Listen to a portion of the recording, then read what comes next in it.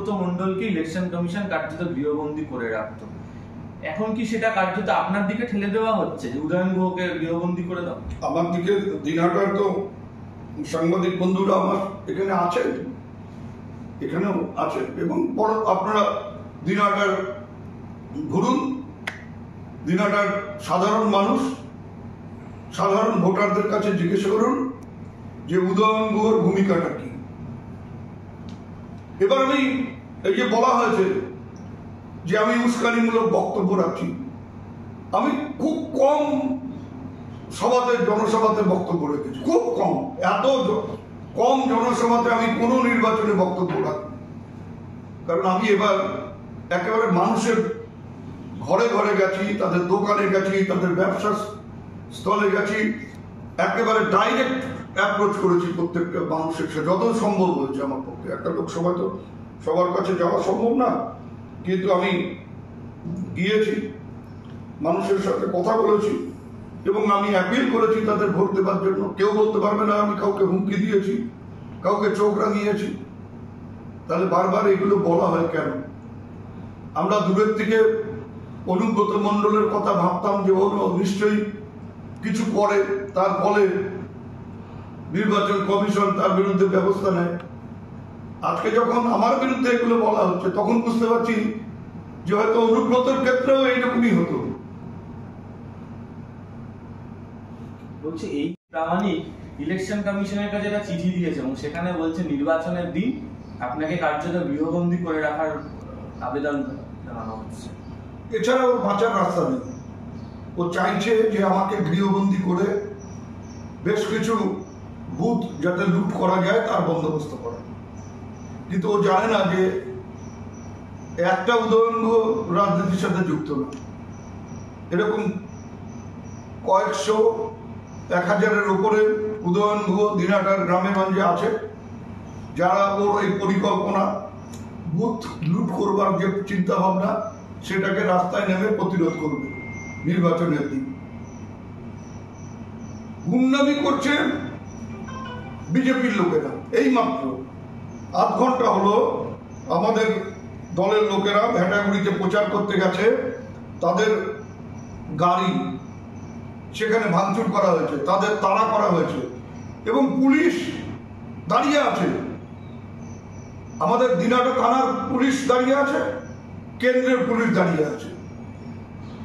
আমরা শুনে এসছি বিরোধীরা বলে যে তৃণমূলের পুলিশ, এই রাজ্য সরকারের পুলিশ তৃণমূলের দ্বারা নিয়ন্ত্রিত এবং পক্ষপাতমূলক আচরণ করে। এখন তো আমি দেখতে পাচ্ছি যে রাজ্য সরকারের নিয়ন্ত্রণে পুলিশ নেই।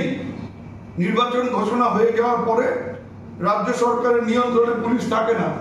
যাদের নিয়ন্ত্রণে পুলিশ আছে তাদের নিয়ন্ত্রণে সব পুলিশ তার কর্মক্ষমতা হারিয়ে ফেলেছে।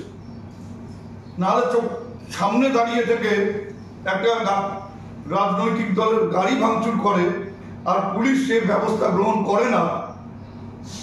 এরা যদি ভেবে থাকে যে এইভাবে চলবে, এইভাবে চলতে পারে না, এইভাবে চলে না। আর আমি বলবো যে ও পারলে আমাকে গৃহবন্দী করুক। উদয়ন গুহকে গৃহবন্দী করলে পারে তার যে প্রতিক্রিয়া নির্বাচনের দিন হবে, মানুষের মনে যে প্রতিক্রিয়া সৃষ্টি হবে, যে যার বিরুদ্ধে কোনো অভিযোগ নেই, কোথাও বলতে পারবে না যে আমি বাড়াবাড়ি করেছি, বরঞ্চ বারবার আমি আক্রান্ত হয়েছি, তারপরেও আমাকে গৃহবন্দী করবার পরিকল্পনা বা চিন্তা ভাবনা যারা করছে, আমি চাই যে তাদের যে পরিকল্পনা সেটা যেন সফল হয়। নির্বাচনের দিন আমাকে যেন গৃহবন্দী করা হয় এবং করলে কত ধানে কত চাল সেদিন সে বুঝতে পারবে, বা ভোটের ফলাফল যখন বেরোবে তখন বুঝতে পারবে যে মানুষ এটাকে কিভাবে গ্রহণ করছে। লোকেদের আক্রমণ করছে। আমি রাজ্যপাল মহোদয়ের কাছে আবেদন করব, আগে সেই জায়গাগুলো ঘুরে আসুন, তাহলে অশান্তি আর আপনাকে অশান্তির জায়গায় যেতে হবে না, তাহলে আর আপনাকে কোনো অশান্তির খবরও পেতে হবে না। কিন্তু আপনি আসবেন, পক্ষপাতমূলক আচরণ করবেন, এবং সেই পক্ষপাতমূলক আচরণ করে আরো উস্কানি দিয়ে যাবে, আরো সমস্যা বাড়িয়ে দিয়ে যাবে। আমি জানি না আইনের কি আছে, ভারতের সংবিধান কি বলছে। আমরা যারা জনপ্রতিনিধি, আমরা তো আমাদের অধিকার নেই নির্বাচনের দিন আমি যে কেন্দ্রের ভোটার নই সেই কেন্দ্রের আমাকে থাকবার অনুমতি দেয় না নির্বাচন কমিশনের আইন।